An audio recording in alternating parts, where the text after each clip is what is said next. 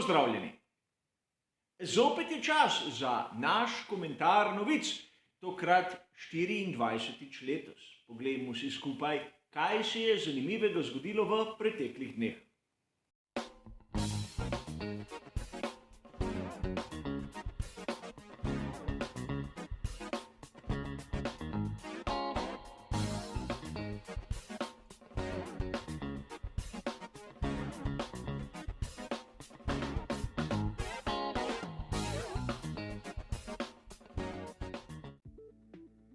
Kot običajno bomo tudi tokrat našo pozornost posvetili tistim temam, ki niso dobile dovolj pozornosti, seveda v medijih, ki se ukvarjajo s Formulo 1, ali pa rabijo malce bolj poglobljen komentar.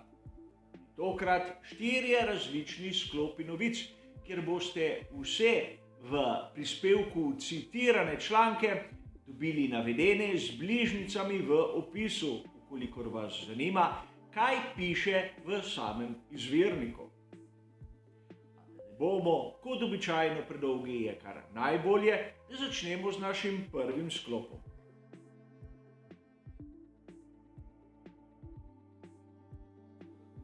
Naš pregled začenjamo s člankom, ki sem ga zasledil na spletni strani znane italijanske revije Autosprint 14.6.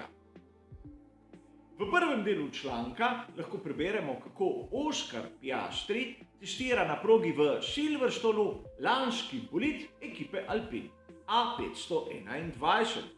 In to ni nič novega, le potrdilo, da pri ekipi Alpine skušajo ohraniti svojega talenta v čim boljši formi. Na veliki nagradi Velike Britanije bo imel na prvem prostem treningu možnost testirati tudi aktualnega A522. V nadaljevanju lahko preberemo zanimivo teorijo. Namreč pri Alpinu se celo trudijo nekako umestiti Oscarja Piastrija v Williams, ampak za sezono 2023. Kar je po svoje razumljivo in čisto možno. Piastri naj bi nekako zamenjal Nicolaja Latifija, kar nam da nekako vedeti, da bo Alpine plačal Williamsu, zato da bo Piastri dobil sedež, pri Alpinu bi pa lahko tako ohranili seveda potrjenega Ocona ter Fernanda Alonsa.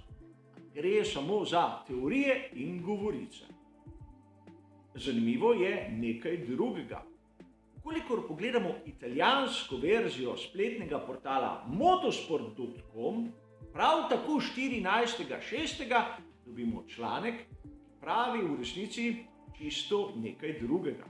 Namreč, po avtorjevem mnenju bi lahko Latifi zapustil ekipo Williams še pred koncem te sezone, najverjetneje po veliki nagradi Kanade.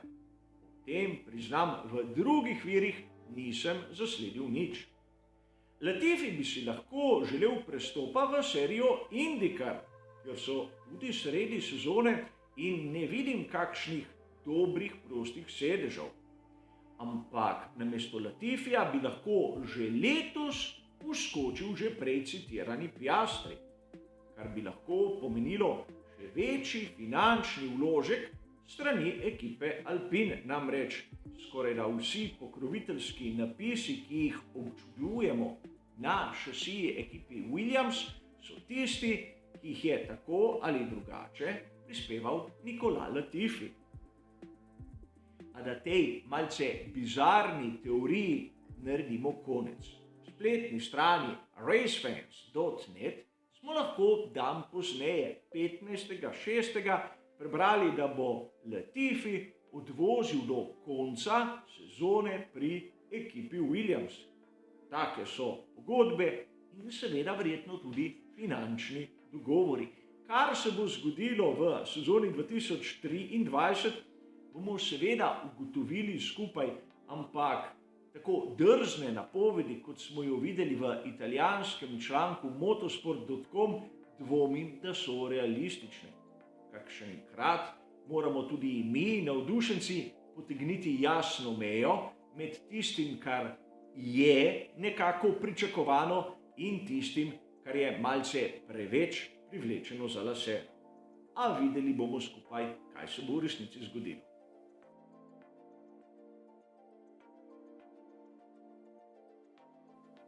Na angleški verziji spletnega portala motorsport.com sem 14.6. prebral članek, ki je izjemno zanimiv. Namreč vozniki Formule 1 se načeloma strinjajo, da bo tisti, ki povzroči na primer na kvalifikacijah rumeno ali rdečo zastavo, zaradi tega kaznovan, kajti tako potencialno uniči zadnji poizkus vsem ostalim. V Formuli 1 velja načelo Gentleman's Agreement, torej če se vsi strinjajo s takimi spremembami, se le-te lahko uvedejo tudi na primer sredi sezone in lahko bomo videli že na veliki nagradi Kanade določene spremembe. Čeprav nam mora biti jasno, da take implementacije potrebujejo razmislek in čas. Zakaj pravzaprav gre? Že v letošnji sezoni smo videli, da kar mnogokrat se je prav v zadnjem delu kvalifikacij lahko zgodilo nekaj, kar je preprečilo izboljšavo časov, ampak najbolje je, da se spomnimo, kar se je zgodilo na veliki nagradi Monaka leta 2006, ko se je Michael Schumacher po nesreči ustavil sredi proge in tako preprečil Fernando Alonso, da bi ga na samih kvalifikacijah prehitel. Bomo razglabljali, je bilo to namerno ali ne. Tega se nekako otepajo tudi ostali vozniki Formule 1. Kolikor bo kdo po njihovem odgovoren za rumeno ali rdečo zastavo, bo morala verjetno slediti tudi nekakšna kazen. A zopet bomo videli, kaj bo prinesel ta dogovor in ali v resnici se bo kaj spremenilo.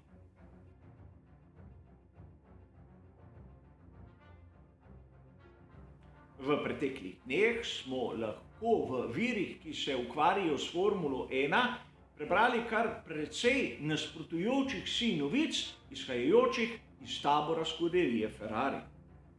Po eni strani smo seveda dobili potrditev, da rešitve, kar se tiče same zanesljivosti, ne bodo prišle kar tako hitro. Po drugi strani so nas avtorji nekako mirili, da v naslednjih velikih nagradah ne bo takih težav z zanesljivostjo. A sam sem hotel z devi priti do dna, zato sem poiskal tisto izvorno izjavo, ki je nekako napajala tako ene kot druge pisce, in dobil sem jo v Corriere della Sera, članku objavljenem 13.6.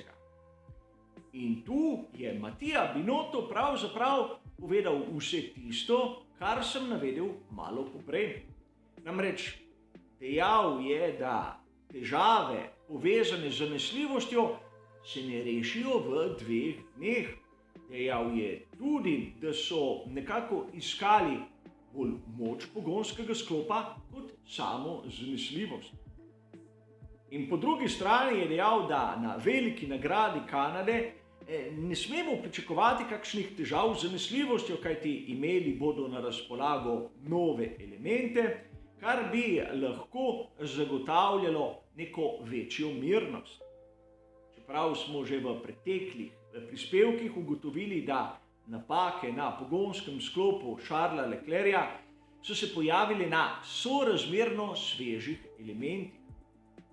A v nadaljevanju lahko slišimo tudi, da na veliki nagradi Kanade bodo imeli na pogonskem sklopu Ferrarija nastavitve postavljene malce manj ekstremno. Beri, znižali bodo nivo rotacije, kar pomeni seveda prevedeno v enostaven jezik manj moči. Manj moči na eni strani in verjetno višjo zanesljivost na drugi. A prav proga Gilesa Villeneuva je ena izmed tistih, ki zahteva moč pogonskega sklopa, še posebej na šasiji, kot je F1 pomišljaj 75, ima res veliko oprijema, ampak tudi visok zračen upor. Sicer gre za izjavo, katera ni podprta z nekimi številkami, ampak videli bomo, kaj se bo pravzaprav zgodilo na veliki nagradi Kanade, ukolikor Charles Leclerc, na primer, ne bo zasedel prve štartne vrste, pomeni, da Binotto v izjavi za Corriere della Sera se ni lagal.